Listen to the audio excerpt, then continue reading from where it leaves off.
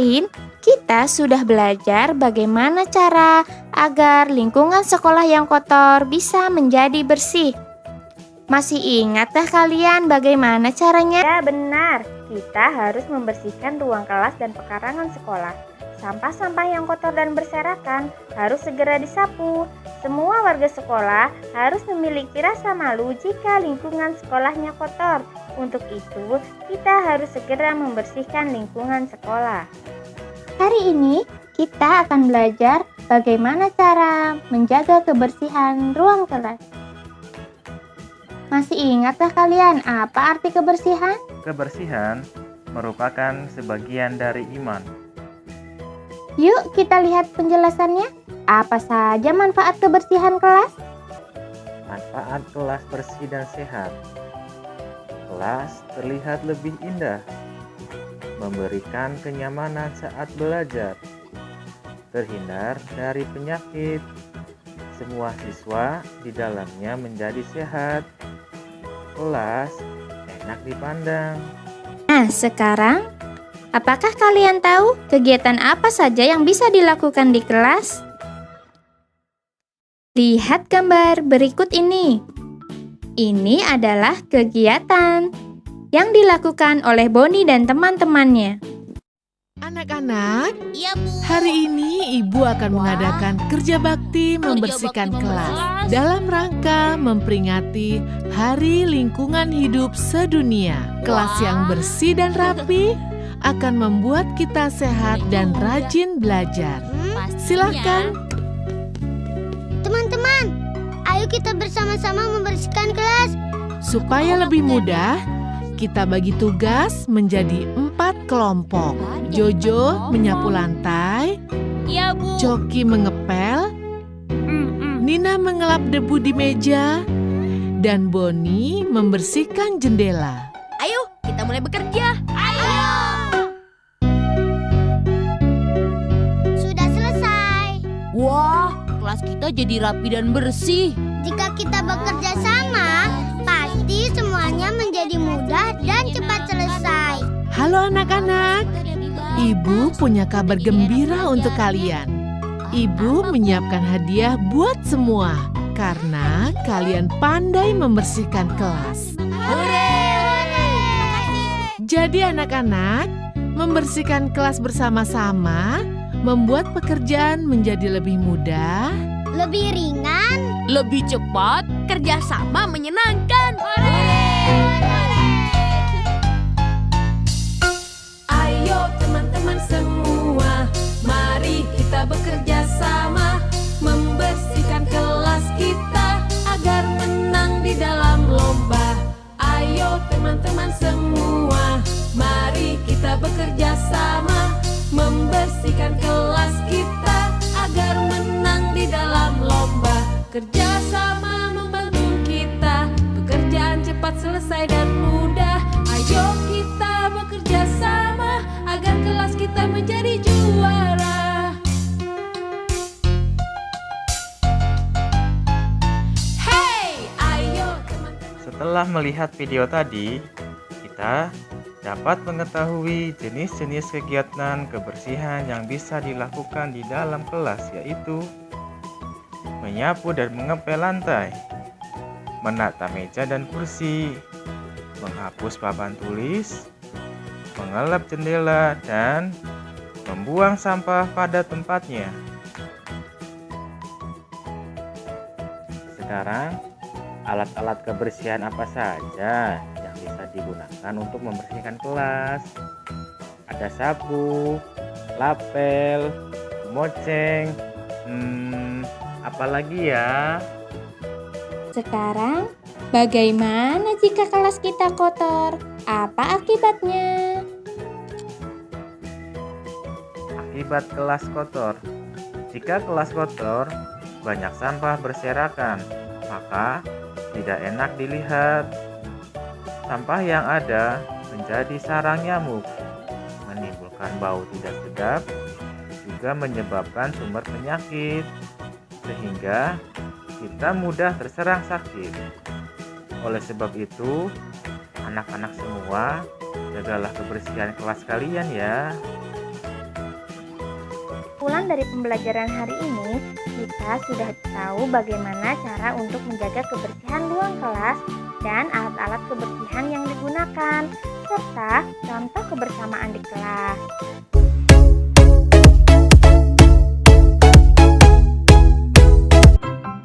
Materi pembelajaran 6, ayo membaca. Bacalah teks berikut dengan lafal dan intonasi yang tepat. Baik, ini Ibu membaca teksnya, anak-anak menyimak. Sekolah Adiwiyata merupakan salah satu contoh lingkungan sekolah yang bersih. Untuk menjadi sekolah Adiwiyata, sekolah harus bersih. Tidak hanya itu, sekolah juga harus rapi dan indah. Oleh sebab itu, pekarangan sekolah harus dikelola dengan baik. Sekolah Adiwiyata tempat yang nyaman untuk belajar. Di halaman sekolah biasanya terdapat taman yang indah. Ada juga pohon yang rindang untuk berteduh dan belajar. Di setiap tempat disediakan tempat sampah. Hal ini bertujuan agar siswa tidak membuang sampah sembarangan. Di sekitar sekolah juga dipasang slogan. Slogan itu berisi imbauan agar siswa hidup bersih dan sehat. Semua sekolah ingin menjadi sekolah Adiwiyata. Ibu lanjutkan, informasi apa yang kamu peroleh dari isi teks di atas? Tentu anak-anak sudah tahu. Di sini informasi yang dapat diperoleh dari teks di atas adalah suasana sekolah Adiwiyata sebagai contoh lingkungan sekolah yang bersih dan nyaman untuk belajar. Baik, Ibu memberi tambahan penjelasan sedikit tentang sekolah Adiwiyata, anak-anak. Sekolah Adiwiyata adalah sekolah yang peduli lingkungan yang sehat, bersih, serta lingkungan yang indah. Adiwiyata berasal dari dua kata Sanskerta, yaitu adi dan wiyata. Kata adi mempunyai arti besar, agung, baik, ideal, atau sempurna. Kata wiyata mempunyai arti tempat di mana seseorang mendapatkan ilmu pengetahuan. Adiwiyata artinya tempat yang besar, agung, dan indah yang digunakan oleh seseorang untuk mendapatkan ilmu pengetahuan, norma, dan etika. Semoga ini bisa menambah wawasan anak-anak ini. Lanjut ke materi ayo mengamati anak-anak. Amatilah gambar di bawah dengan teliti. Apa isi gambar di samping? Kalau kita cermati anak-anak, isi gambar di samping adalah tampak pekarangan sekolah yang bersih.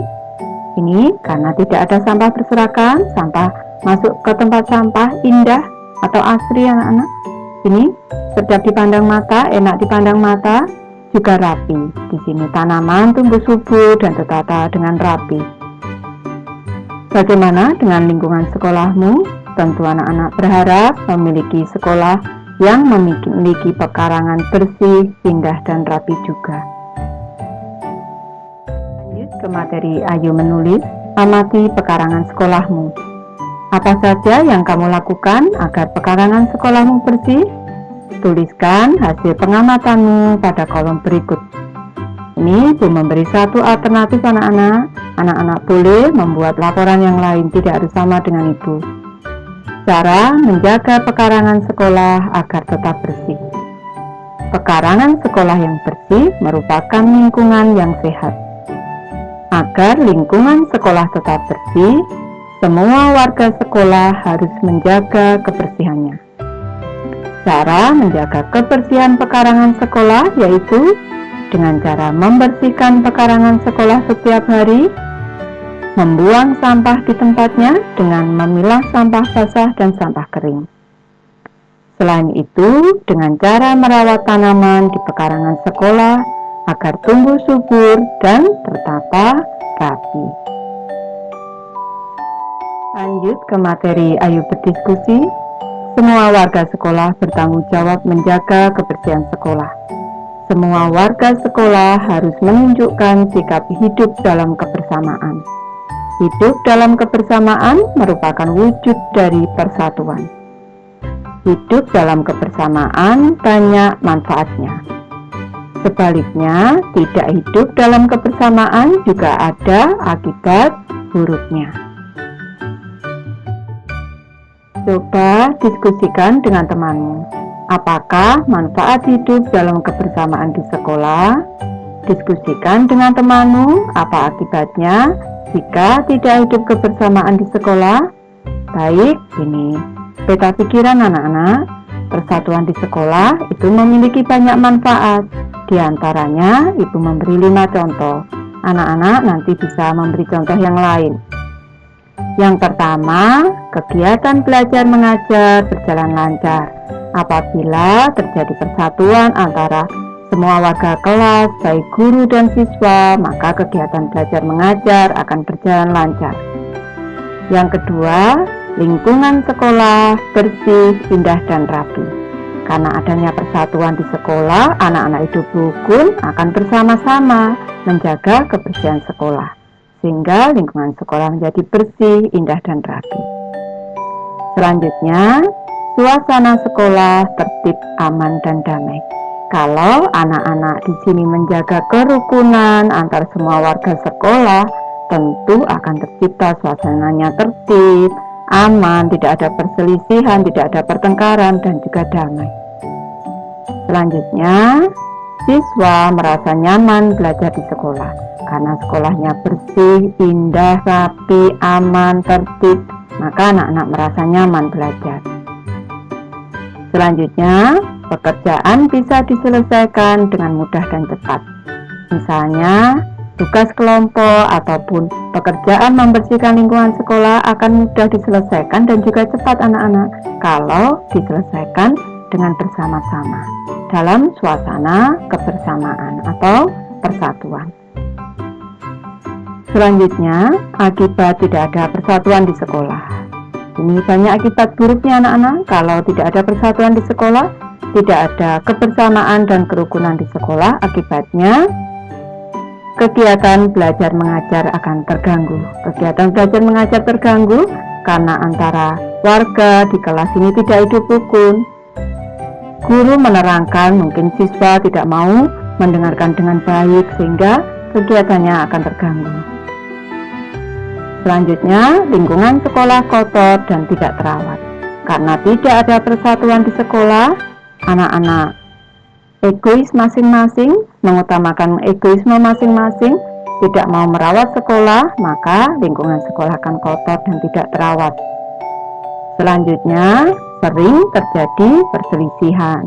Karena tidak ada sikap persatuan, maka mungkin akan sering memiliki sikap saling mengejek, itu saling merendahkan teman, itu mengakibatkan sering terjadi perselisihan atau pertengkaran. Ini selanjutnya, siswa tidak merasa nyaman belajar di sekolah. Apabila kita berada di lingkungan sekolah yang kotor, tidak terawat, dan sering terjadi perselisihan, maka anak-anak tidak nyaman dalam belajar. Yang selanjutnya, pekerjaan di sekolah menjadi terbengkalai. Misalnya ada tugas kelompok. Apabila tidak ada kerukunan antar anggota kelompok, maka tugas tidak akan selesai. Tugas juga akan terbengkalai anak-anak. Ini adalah akibat buruk jika tidak ada persatuan di sekolah. Lanjut ke materi Ayo Berlatih anak-anak. Carilah satu contoh kegiatan yang mencerminkan kebersamaan dengan temanmu di kelas. Kemudian peragakan kegiatan tersebut. Ini salah satu contoh yang mencerminkan kebersamaan dengan teman di kelas. Ketika bergotong royong, kami mengangkat meja bersama. Ini Ibu memberi contoh, ada 3 contoh. Nanti anak-anak bisa mempraktikannya di sekolah masing-masing. Ini contohnya. Contoh kegiatan yang mencerminkan kebersamaan dengan teman di kelas yaitu belajar kelompok, mengerjakan tugas kelompok dengan belajar kelompok. Selanjutnya, melaksanakan piket kelas. Ini juga wujud dari kebersamaan anak-anak dan bernyanyi bersama. Ini juga wujud kebersamaan dengan teman di kelas. Nanti anak-anak bisa mempraktikannya. Ibu lanjut ke materi Ayu mengamati anak-anak. Amati meja yang diangkat Bayu dan Edo. Bagaimana bentuk permukaan meja? Ini bentuk permukaannya. Ini kalau kita pindahkan menjadi bentuk bangun datar persegi panjang ini anak-anak. Persegi panjang dapat dibentuk menjadi pola tertentu. Persegi panjang membentuk pola dengan bangun datar yang lain. Baik, ini adalah contoh pola bangun datar anak-anak. Perhatikan gambar berikut dengan teliti. Kita amati polanya di sini. Persegi panjang, segi 5, persegi panjang, segi 5, persegi panjang, segi 5, persegi panjang, segi 5. Kita lanjut ke pola kedua di sini. Persegi panjang, persegi panjang, segi 5. Persegi panjang, persegi panjang, segi 5. Persegi panjang, persegi panjang, segi 5. Bisa. Lanjut ke pola ketiga. Sekarang persegi panjang, segi 5, segi 5, persegi panjang, segi 5, segi 5. Persegi panjang, segi 5, segi 5. Bisa anak-anak? Baik, Ibu memberi tambahan penjelasan anak-anak. Nama-nama bangun datar. Di gambar pertama di sini ada gambar bangun datar persegi. Ini keempat sisinya sama panjang, keempat sudutnya siku-siku di sini. Di gambar kedua ada segi 5 anak-anak. Sisinya ada 1, 2, 3, 4, 5. Tepatnya adalah segi 5 beraturan. Di gambar ketiga di sini anak-anak ada gambar jajaran genjang. Sini. Ini selanjutnya di gambar keempat ada gambar bangun datar trapesium. Di gambar kelima di sini ada gambar bangun datar segi 6. Tepatnya segi 6 beraturan karena ke-6 sisinya sama panjang. Ibu lanjut ke materi Ayu berlatih anak-anak. Tentukan bentuk bangun datar selanjutnya sesuai dengan pola-pola berikut. Soal yang pertama di sini pola bangun datarnya persegi, segi 5, segi 6. Persegi, segi 5, segi 6. Persegi berarti selanjutnya adalah segi 5 anak-anak. Di sini kita ambil segi 5, kita pasangkan ke sini. Segi 5 selanjutnya adalah segi 6. Segi 6-nya ini sudah terbentuk pola. Persegi, segi 5, segi 6. Persegi, segi 5, segi 6. Persegi, segi 5, segi 6. Bisa anak-anak? Lanjut ke soal kedua. Segi 5, segi 6, segi 6, persegi. Segi 5, segi 6, segi 6, persegi. Berarti kembali ke segi 5. Kita ambil segi 5 di sini. Ini segi 5. Selanjutnya setelah segi 5 adalah segi 6. Di sini segi 6. Kita ambil. Sudah terbentuk pola anak-anak. Segi 5, segi 6, segi 6, persegi. Segi 5, segi 6, segi 6, persegi. Segi 5, segi 6. Bisa anak-anak? Lanjut ke soal nomor 3 anak-anak. Ini kita lihat polanya. Trapesium, jajaran genjang, kosong, jajaran genjang. Trapesium, kosong, jajaran genjang, jajaran genjang. Di sini ada 2 jajaran genjang yang berturut-turut. Maka di sini kita isi dengan bangun jajaran genjang anak-anak. Seperti ini. Di sini juga kita isi dengan bangun jajaran genjang. Ini polanya menjadi trapesium, jajaran genjang, jajaran genjang, jajaran genjang. Trapesium, jajaran genjang, jajaran genjang, jajaran genjang. Bisa anak-anak? Soal nomor 4 anak-anak. Ini kita lihat polanya. Trapesium, segi 6, persegi, segi 5. Trapesium, segi 6. Setelah segi 6 adalah persegi anak-anak. Ini bangun perseginya kita letakkan di sini. Selanjutnya setelah persegi adalah bangun segi 5. Bangun segi 5-nya kita masukkan ke sini. Sekarang sudah terbentuk pola, kita koreksi. Trapesium segi 6 persegi segi 5. Trapesium segi 6 persegi segi 5. Trapesium segi 6 persegi segi 5. Nanti anak-anak membuatnya harus sama besar anak-anak.